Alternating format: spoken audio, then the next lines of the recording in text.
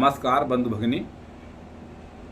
श्रीमद् भगवत गीता शब्द शब्द प्रेरणा के इस आज के कार्यक्रम में आपका हार्दिक स्वागत है। वास्तव में हम सभी लोग निरंतर कर्मरत रहते हैं, लेकिन बड़े से बड़े लोग भी कर्म की पहेली को सुलझा नहीं पाते हैं। कितने प्रकार के कर्म हैं और उन कर्मों का क्या फल होता है, कौन से कर्म हमको सुख देते हैं, कौन से कर्म हमको दुख देते हैं, किन कर्मों में हम बंध जाते हैं, इसका निर्णय करना तो बड़े बड़े विद्वानों के बस के भी बात नहीं है। तो साधारण मनुष्य की क्या बात है। सकाम कर्म, पुण्य कर्म, पाप कर्म, निषिद्ध कर्म, प्रतिकर्म यानी रिएक्शन, शुभ कर्म, अकर्म आदि कितने कर्म के भेद कहे गए हैं।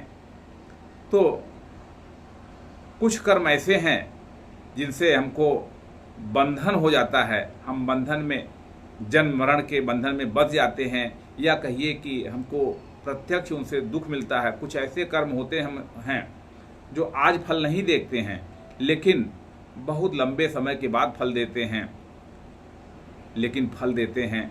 और बहुत से ऐसे कर्म हैं जिसमें आदमी बचता नहीं है, कर्म तो करता है लेकिन उससे बचता नहीं है। तो इसलिए कर्म को समझना कोई आसान बात नहीं है, और इसीलिए भगवान श्री कृष्ण ने श्रीमद् भगवत गीता के माध्यम से हमको इस प्रश्न पर विचार करने के लिए अवसर दिया है। आइए आज हम श्रीमद् भगवत गीता के चौथे अध्याय के 17वें अध्याय का 17वें श्लोक का वाचन कर रहे हैं, जो कि कर्म, अकर्म और विकर्म इस पर ही प्रकाश डालता है, जो इस प्रकार से है। श्री भगवानुवाच कर्मणो ह्यपि बोधव्यम बोधव्यम च विकर्मणः अकर्मणश्च बोधव्यम गहना कर्मणो गति। भगवान कह रहे हैं, हे अर्जुन, कर्म का स्वरूप जानना चाहिए। कर्मणो ह्यपि बोधव्यम, अवश्य जानना चाहिए। बोधव्यम च विकर्मणः, और विकर्म क्या है यह भी जानना चाहिए।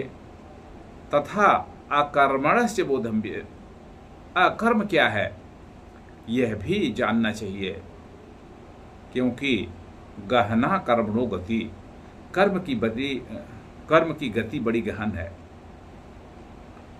तो बंधुओं, यह बड़ा ही प्रेरक श्लोक है। कम से कम हमें यह बात याद कर लेना चाहिए। बड़ा ही प्रचलित भी है कि गहना कर्मणो गति, कौन सा कर्म किस परिस्थिति में किया जा रहा है और उसका फल क्या होगा। अगर हम इस पर विचार नहीं करते हैं तो हमारा जीवन कभी भी सफल नहीं होगा। बंधुओं, इसलिए इस श्लोक पर बार बार चिंतन करिए, इसकी व्याख्याओं को पढ़िए, अनेक विद्वानों से सत्संग करिए और पता लगाइए कि जो हम कर्म कर रहे हैं वो कैसा है।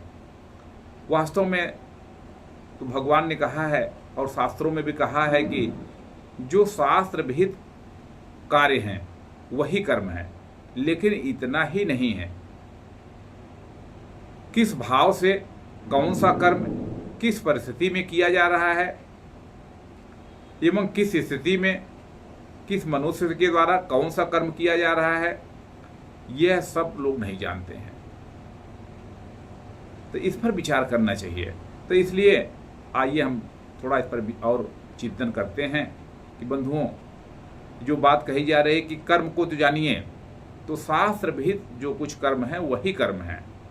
शास्त्र के विरुद्ध जो काम किए जाते हैं, यानी कि अपने वर्ण के, अपने उम्र के अनुसार, अपने परंपरा के अनुसार जो कर्म प्राप्त हुए हैं, वे सब कर्म हैं। लेकिन ये अकर्म क्या है, विकर्म क्या है।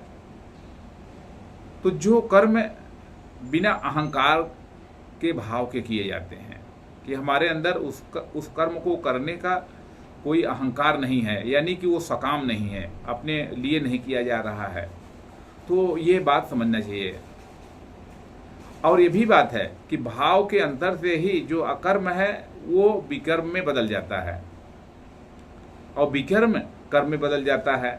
विकर्म का मतलब है विपरीत कर्म, जैसे झूठ बोलना, चोरी करना, व्यभिचार करना, ये निषिद्ध कर्म है। विकर्म यानी निषिद्ध कर्म, तो ये निषिद्ध कर्म है। किसी भी कर्म को देख करके ये निर्णय नहीं किया जा सकता कि वो विकर्म है। अब देखिए कि एक अच्छा उदाहरण है कि कभी कभी कुछ कर्म ऐसे होते हैं कि कुछ चीज़ें होती हैं कि दूसरों के लिए वो कर्म है, शास्त्र के द्वारा निर्धारित कर्म है, लेकिन किसी व्यक्ति के लिए वो जो है विकर्म है। जैसे एक गृहस्थ व्यक्ति के लिए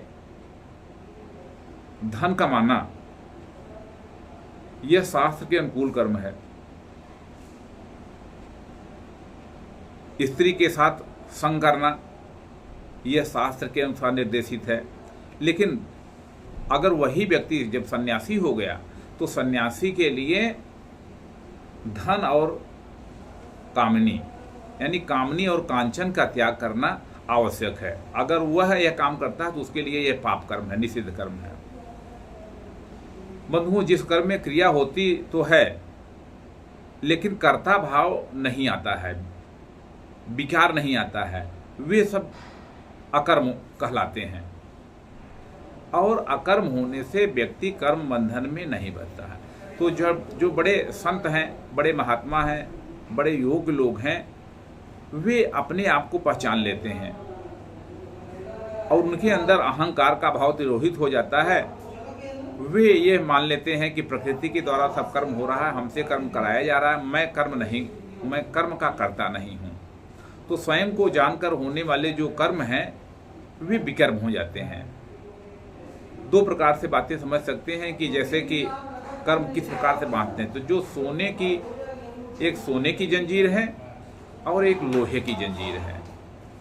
तो जो पाप कर्म है वे लोहे की जंजीर है और जो पुण्य कर्म है वे सोने की जंजीर है।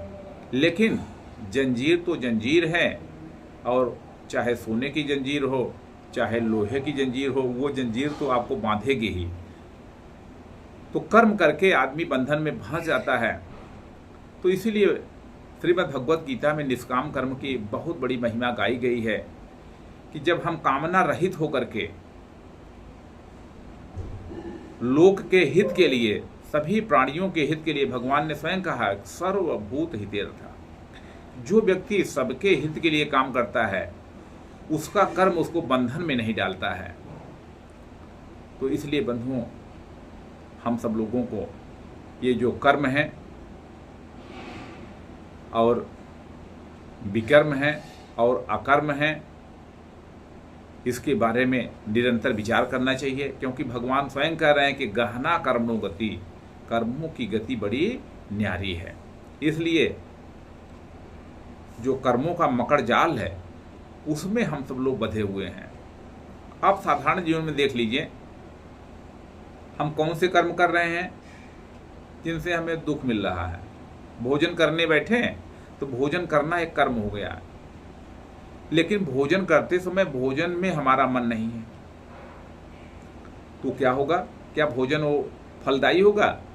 इसी प्रकार से कभी कभी कर्म ऐसा होता है कि हमारा मन, हमारा वाणी और हमारा कर्म, ये तीनों अलग अलग होते हैं। वास्तव में ये बात ठीक नहीं है।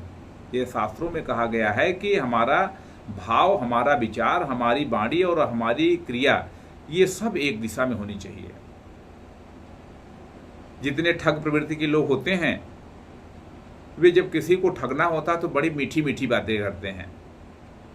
ऐसा वो प्रदर्शित करते हैं कि उनसे बड़ा कोई हितैषी है ही नहीं, लेकिन उनके मन में क्या होता है? उनके मन में उनका जो भाव होता है व्यक्ति को लूट लेने का होता है।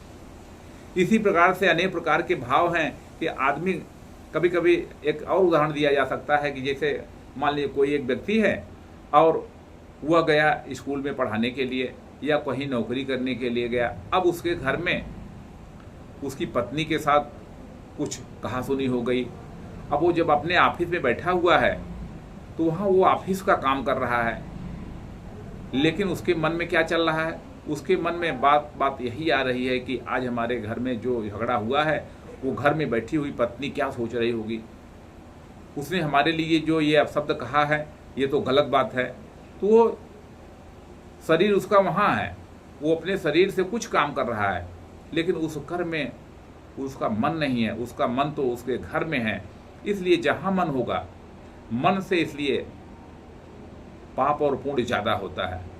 तो मनसा वाचा कर्मणा, कायिक, वाचिक और मानसिक, तीनों दिशाओं में कर्म एक साथ होने चाहिए। एक प्रकार की जो आप कर्म कर रहे हैं वहीं पर आपका मन होना चाहिए और उसी प्रकार का आपके मन में भाव होना चाहिए। इसलिए इस बात को हम सब लोग समझें और इस श्लोक को याद कर लें, इस पर चिंतन करें। बंधुओं, श्रीमद् भगवत गीता जयंती के प्रचार प्रसार की अभी से हम सब लोग चिंता करें। इस बार गीता जयंती जो कि मार्गशीर्ष शुक्ल पक्ष एकादशी को मनाई जाती है, वह इस वर्ष 11 दिसंबर दिन बुधवार को 11 बजे मनाई जाने वाली है। और गीता जयंती मानव श्रृंखला के रूप में आप भी अपने विद्यालय में, अपने मंदिर में, अपने सोसाइटी में, अपने गांव में अभी से इसकी तैयारी करें। और श्रीमद् भगवत गीता न्यास की ओर से आह्वान किया जा रहा है कि आप श्रीमद् भगवत गीता जयंती संदेश मानव श्रृंखला के लिए एक समिति बना लें, क्योंकि संगठन में शक्ति है। और अभी से अपने व्हाट्सएप पर, सोशल मीडिया पर इस तिथि को प्रचारित करना शुरू कर दें। निश्चित रूप से हम विश्व भर में एक श्रेष्ठ मानव समाज का निर्माण का लक्ष्य रख रहे हैं, क्योंकि श्रीमद् भगवत गीता एक विश्वजनीन ग्रंथ है। ये यहाँ पर किसी धर्म की बात नहीं, सबके लिए उपयोगी बात है। लेकिन चूंकि भगवान तो हमारी हिंदू भूमि में पैदा हुए हैं, इसलिए हिंदू संतानों को ही गीता को पूरी दुनिया में ले जाने का संकल्प लेना चाहिए। बंधुओं, जो नर करते गीता गान, उनमें जगती सद्गुण महान। जियो गीता के संग, सीखो जीने का ढंग। तो इसलिए यह संकल्प लेकर के हम गांव मोहल्ला देश विदेश फैलाएं गीता संदेश आदि बातों को साकार करने के लिए आपसे सक्रिय रूप से सक्रिय होने का निवेदन किया जा रहा है। नित्य गीता का स्वाध्याय करें। धीरे धीरे करत करत अभ्यास के जड़मत होत सुजान, रसरी आवत जात से शिल पर पड़े निशान। धीरे धीरे आपकी प्रगति इसमें होगी। चिंतन करिए, चर्चा करिए और भी लोगों को प्रोत्साहित कीजिए। और हमेशा याद रखिए कि हमको श्रीमद् भगवत गीता से भगवान की वाणी के द्वारा एक युद्ध करना है। युद्ध करना है अपने समुत्कर्ष के लिए और युद्ध करना है अपने निःश्रेयस के लिए, यानी सांसारिक और पारमार्थिक दोनों प्रकार की उन्नतियों के लिए संघर्ष कीजिए। अपने अंदर जो कमी है उसको दूर करने में संकोच मत कीजिए। डरने की कोई बात नहीं है, निर्भयता होना जरूरी है। क्या लेकर आए हैं, कितना प्रचलित संदेश है कि क्या लेकर आए हो क्या लेकर जाए हो, क्यों डर रहे हो।